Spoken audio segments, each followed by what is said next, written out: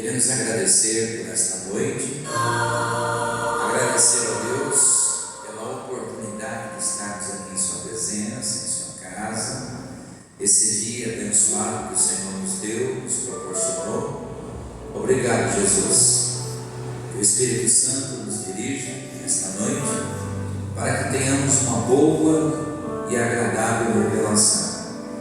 Quem for nos assistir pela internet, seja abençoado poderosamente, assim como nós aqui na igreja também seremos abençoados. E todos digam graças a Deus. Amém. Pode sentar, em nome de Jesus. Boa noite. Amém. Glória a Deus.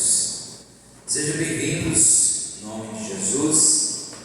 O pessoal da internet que vai receber esse vídeo pelo YouTube, eu vou pedir para você que receber esse vídeo, para que você clique nesse joinha e você compartilha esse vídeo também com outras pessoas. E quem não segue a página do YouTube da comunidade, passe a seguir a página, porque agora a gente vem postando vídeos no YouTube. Antes era no Facebook, agora a gente vem postando só as mensagens no YouTube, para não ficar muito longa.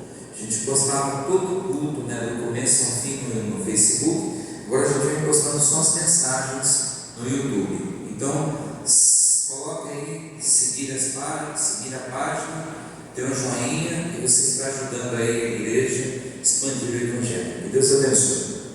Muito bem. Hoje eu quero falar de nós agirmos precipitadamente. Mas antes de entrar na mensagem, antes da gente fazer uma leitura, a Jéssica, ela participou da campanha Quebra das Muralhas, né, Jéssica? Sim. E recebeu uma bênção financeira. Quanto tempo estava para receber esse processo? Isso fazia muito tempo que estava em processo, mais de anos. Tinha um processo na justiça financeiro, mais de anos. Ela entrou na campanha Quebra das Muralhas, onde ela depositou um dízimo, e ela disse: foi vitória da Quebra das Muralhas. Saiu o processo lá e ela estava toda feliz. Deus abençoe, gente. Amém. E que venha mais, né? Que venha mais. Que venha mais. Deus abençoe. E assim que funciona. Participar de campanha, às vezes você recebe durante, às vezes você recebe depois, às vezes você recebe antes, mas Deus é fiel, Ele sabe a hora de tudo. Então nós vamos falar em Gênesis 26, o verso 1 e o 2, sobre agir precipitadamente. Isso vai servir para todos nós, porque agir precipitadamente não significa que você é tolo, né? A gente vai ver que tem homens de Deus que agiram precipitadamente. Gênesis 26, 1 e 2.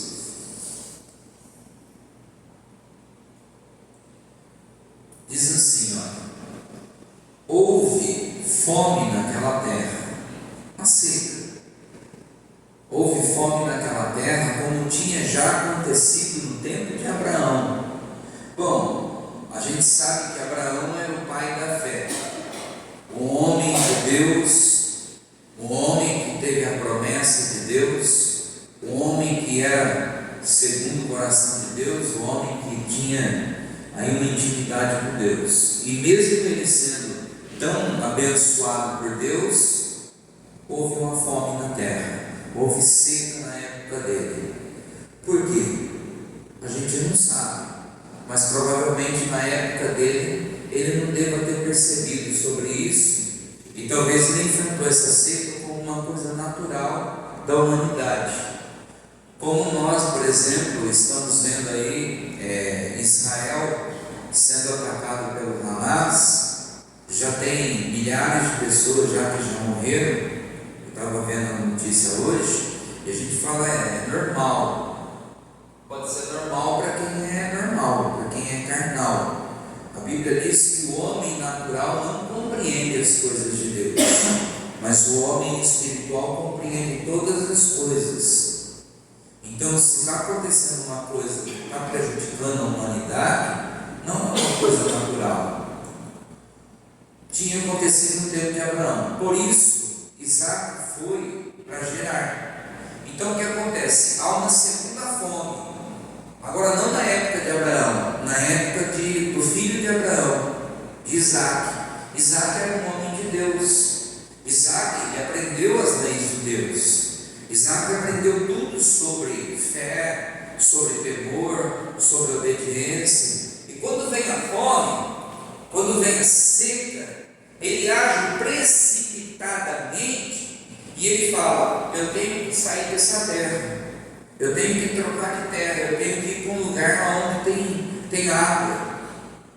Ou seja, ele não teve comunhão com Deus naquele momento.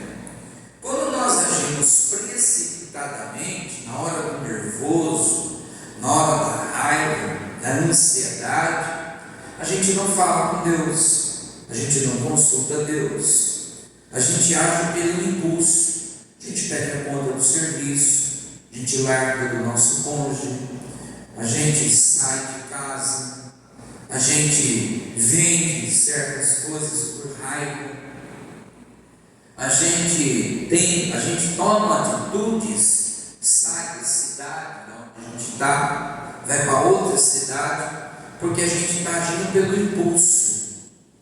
A Bíblia diz que quem age pelo impulso é carnal e não compreende as coisas de Deus.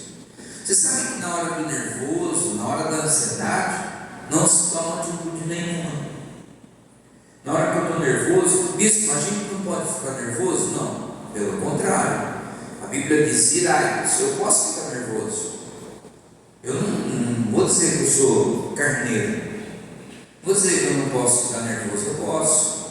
Eu só não posso tomar atitude quando eu estou nervoso. Porque se eu tomar atitude quando eu estou nervoso, eu posso errar. Se eu tomar alguma atitude na hora do nervoso, eu vou errar. Porque eu não vou consultar Deus. Sabe o que nós estávamos conversando lá fora sobre o trabalho? Se eu estiver nervoso, se eu for tomar alguma atitude no nervoso, eu posso me prejudicar ou prejudicar o meu semelhante. Pensa você, na hora que você está com raiva dentro de casa, se você for tomar alguma atitude naquela hora, você vai tacar prato na cabeça do marido, frigideira com ovo frito, você vai fazer besteira, porque na hora da raiva você não pensa, na hora da raiva você não pensa. É igual um psicopata que age sem pensar, age sem sentimento. Então isso vale para qualquer pessoa. Isaac, ele não agiu mediante a sensatez da fé. Ele só viu que estava tendo fome e ele falou: vou embora. Às vezes você está aqui na igreja, vamos falar dessa forma. Às vezes você está aqui na igreja, acontece uma coisinha que te chateia: eu vou sair dessa igreja. Só que você esquece tudo que aconteceu, que você já foi abençoado. Você esquece que quando você chegou na igreja, como você chegou na igreja, o que Deus fez. O caso do seu nervoso, aqueles 5 minutos, você quer trocar de igreja. É o que acontece com muita gente. Não, porque eu estou chateado. Então, calma. Vai falar com Deus. Vai orar. Vai buscar comunhão. Vai falar com Deus em oração.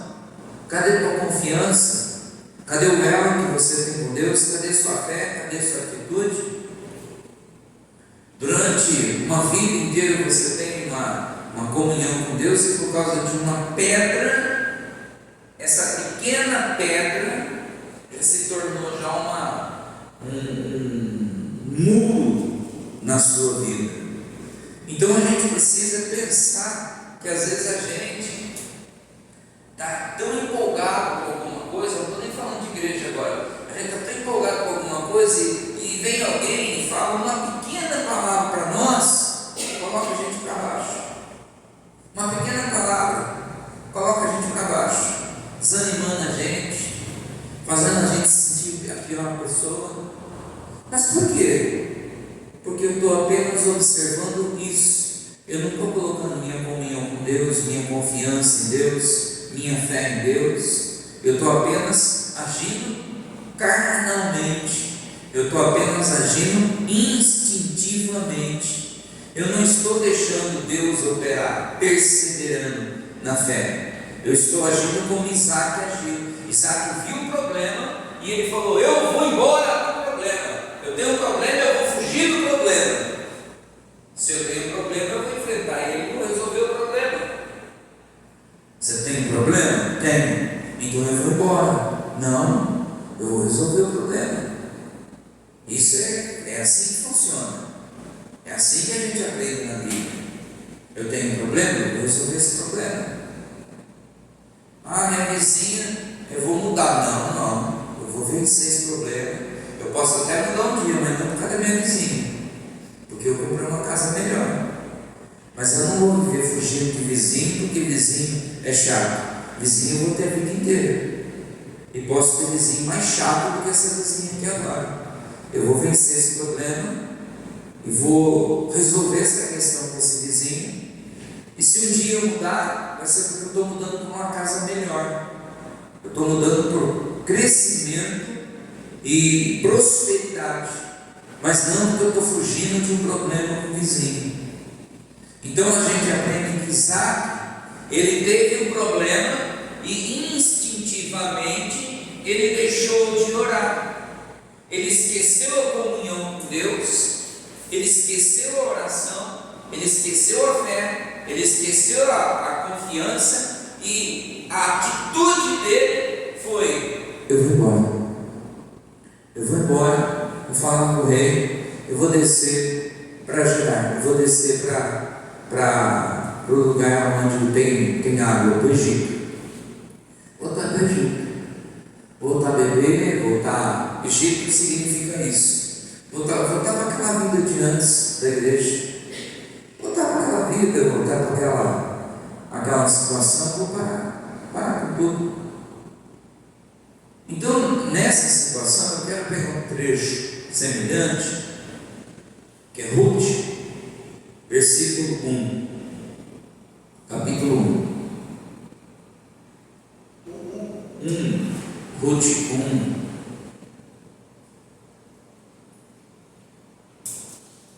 Ruth 1. E você que está me assistindo, talvez esteja nessa situação. Também, às vezes é confrontado em alguma situação, não sabe o que fazer e quer tomar a decisão precipitadamente.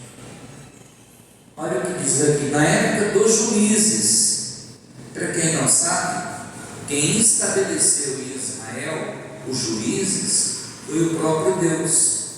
Essa é a vontade de Deus para Israel. Então, os juízes eram homens estabelecidos por Deus sobre Israel. Era a vontade de Deus, homens qualificados da parte de Deus. Na época deles, houve fome na terra. Puxa vida, bispo! Homens de Deus qualificados dormiram no ponto. Mesmo eles sendo homens de Deus qualificados, eles deixaram vir a fome na terra. Muitas vezes isso não tem a ver com cargo, não tem a ver com hierarquia. Muitas vezes nós dormimos no ponto. Muitas vezes nós esquecemos dos mandamentos de Deus e a gente age precipitadamente em várias situações. Na hora de educar um filho, na hora de resolver um conflito familiar, agimos precipitadamente, às vezes na fala, às vezes na forma de se dirigir a um familiar, às vezes na forma de resolver um conflito familiar. Que forma que agir precipitadamente? Às vezes na hora de você ser manso na fala, você é rude, você é bruto ou bruta na hora de falar com o seu familiar. Na hora de você dar um exemplo de cristão, mostrar que você é parecido com Cristo, você é estúpido ou estúpida com seus familiares. É aí que nessa hora as pessoas veem que você não se parece com Cristo. E aí você cansa de chamar eles para a igreja, eles não vêm. Por que não vêm? Porque eles veem que você não se parece nada com Jesus. Quando você fala eu sou cristão, você está falando eu me pareço com Cristo. Ser cristão significa parecido com Cristo. Eu não estou dizendo que você é santo. Eu não estou dizendo que você não tem pecado, não tem defeito. Aqui nesse mundo todos nós pecamos. Mas ser cristão significa se esforçar para parecer com Cristo. Então eu tenho que procurar dar uma palavra mais mansa, uma palavra mais dirigida por Deus, uma palavra mais de luz, uma palavra que levanta, não que derrube, uma palavra que ajude a pessoa. A sua família tem que ansiar por uma palavra sua. Quando você chega, sua família fala: meu Deus, lá vem. Lá vem, só vê familiar vazar de um canto para o outro. Porque você já começa: vai para o inferno! Vai para o inferno! Satanás está nessa casa! Aí chega lá, você fica criticando imagem, criticando religião. Gente, você não precisa fazer isso. Você não precisa ficar criticando religião. Não é assim que se ganha uma família para Jesus. Não é criticar a religião das pessoas. Nesses anos todos de evangelho, eu nunca critiquei uma religião. Eu nunca critiquei uma imagem. O bispo, não. Ela é católica. Ela sabe disso. Eu nunca critiquei. Não, mas como é que o senhor ganha uma pessoa que é devota ao santo? Mostrando o amor de Deus, mostrando que a palavra é mais importante, mostrando que a palavra é absolutamente tudo que a pessoa precisa. Depois cabe a pessoa tomar decisão sobre as demais coisas. Não sou eu que faço a obra. A Bíblia diz que quem convence o pecador do pecado é o Espírito Santo. Não sou eu. Eu não tenho o poder de convencer uma pessoa. Por isso eu não vou criticar a pessoa, se ela tem santo, se o santo dela é bom, se o santo dela é ruim. Estou nem com isso. Se eu for na casa dela para um santo lá, eu falo: ei, santo bom, hein? Ela não vai ficar chateada comigo. Eu vou falar: mas eu quero falar para você de um santo forte. Você tem um santo? Santo Jesus. Santo Jesus. Vamos falar do Santo Jesus? Aí ela entende a minha linguagem. Santo Jesus é maravilhoso. Aí entra nessa conversa, estava apresentando Jesus para ela, eu não ofendo ela, não se sente ofendida, ela entra na minha conversa. Quando veio, eu já falei de Jesus, já falei da palavra de Deus. Aí ela vê mais escrito na Bíblia que só a palavra de Deus é válido na vida dela. Aí ela decide que ela vai fazer com o santo dela.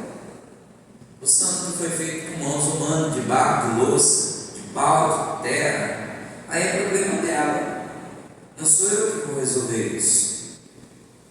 Se ela vai tirar, se ela vai deixar, aí é uma questão entre ela e Deus. Eu já vi gente brigar, xingar, falar. Eu já vi mãe de obreiro meu, botar o obreiro até para fora de casa, porque o obreiro falava que a mãe ia para o inferno, porque tinha santo e tal. Coisa chata.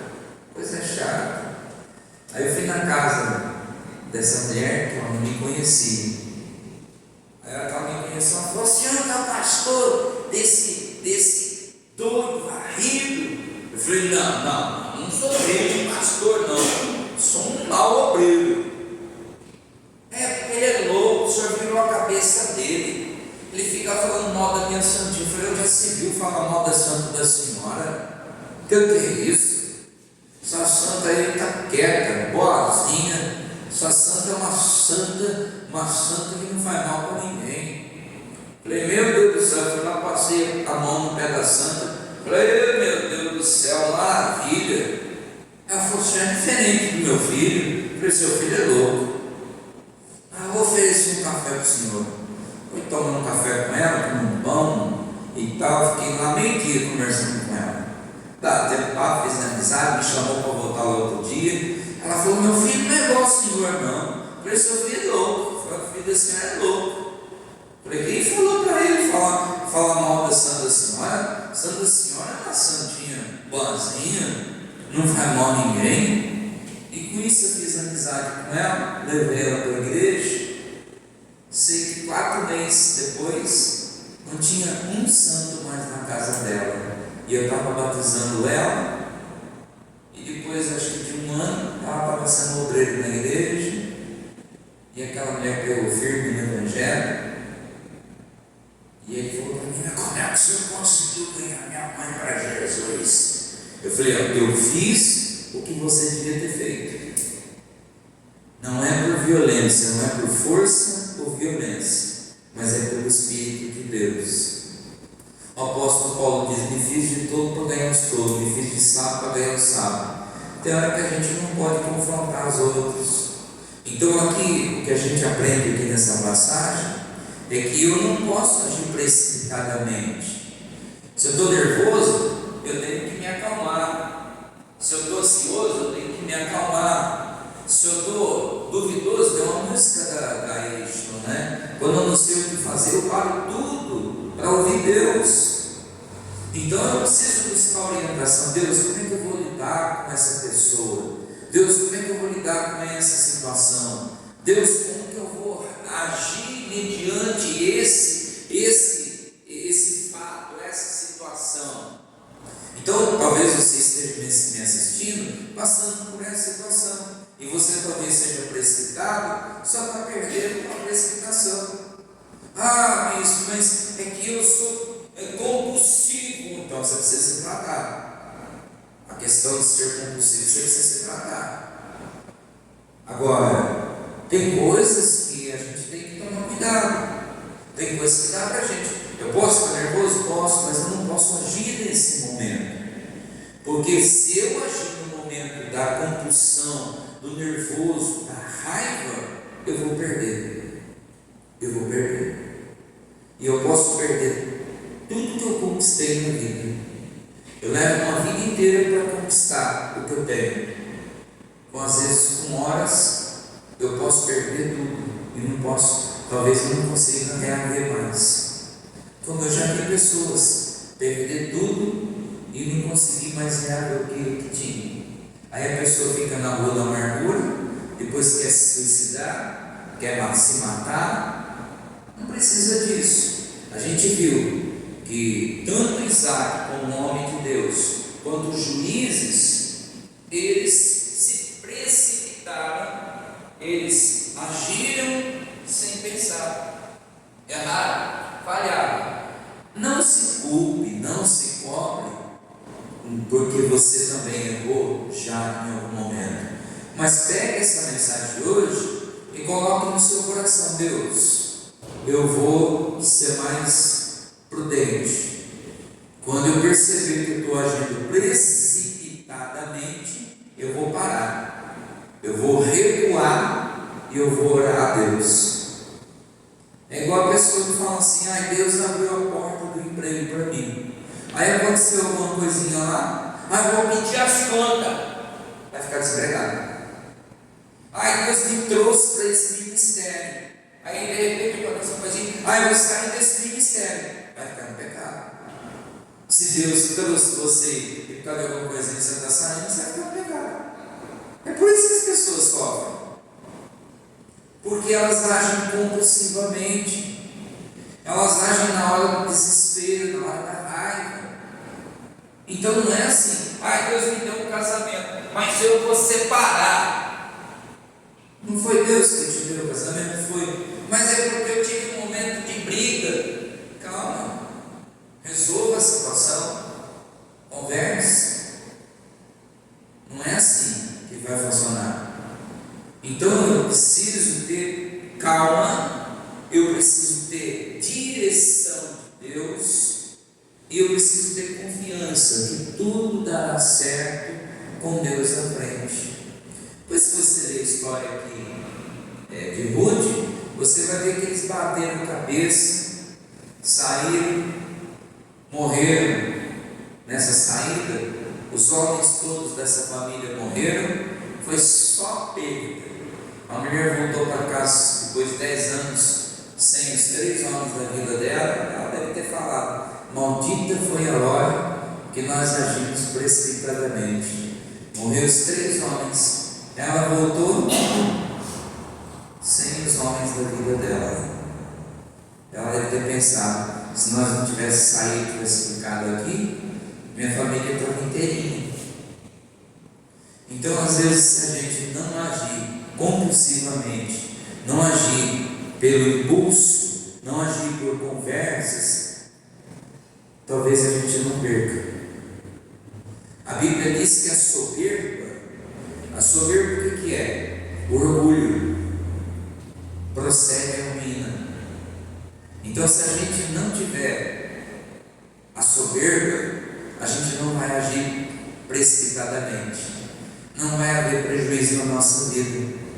Mas se você for soberbo, orgulhoso ou orgulhosa, em breve virá o prejuízo. Espero que você possa ter entendido essa mensagem, que você possa levar em consideração isso na sua vida. Hoje é dia 12 de outubro, né? Dia das Crianças. Nós vamos fazer uma oração daqui a pouco. Vamos orar principalmente para aquelas crianças que foram capturadas lá em Israel. Tem bastante gente que foi capturada, mas tem muita criança que está no meio disso. A gente se compadece por isso. É triste, mas infelizmente é uma realidade. A gente não pode pensar só na gente. A Bíblia diz: orai por Jerusalém. A gente precisa aprender a orar pela a cidade santa, Jerusalém, que fica em Israel.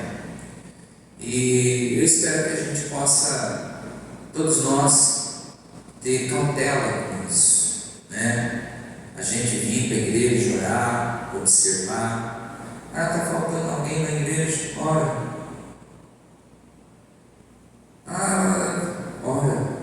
Ora. Só isso. Faça o seu papel como cristão. Não quer orar? Não. Convide outra pessoa. Convide mais pessoas. Faça o seu papel como cristão. E quem está pela internet, mesmo, compartilhe o vídeo. Compartilha. Tem gente que tem preguiça de compartilhar o vídeo. Você compartilha o vídeo, tem gente que está precisando de ouvir essa palavra. Tá bom? Vou fazer uma oração, em seguida vou abençoar o pessoal da internet e a gente segue aqui, tá bom? Curva sua cabeça. Pai, em nome de Jesus, eu peço que o Senhor abençoe todos nós, os amigos que estão aí pela internet, que eles possam ter sido abençoados e o Senhor guarde e proteja todos. Eu oro aqui, ó Deus, pela nação de Israel. Eu oro pelas crianças que foram capturadas, pelas famílias que foram capturadas. O Senhor tenha misericórdia, que eles possam ser liberados, os pais e todas as crianças do mundo, ó Deus. Abençoe, ó Deus, poderosamente em nome de Jesus. Amém. Graças a Deus. Deus abençoe vocês. Até domingo, 7 horas da noite.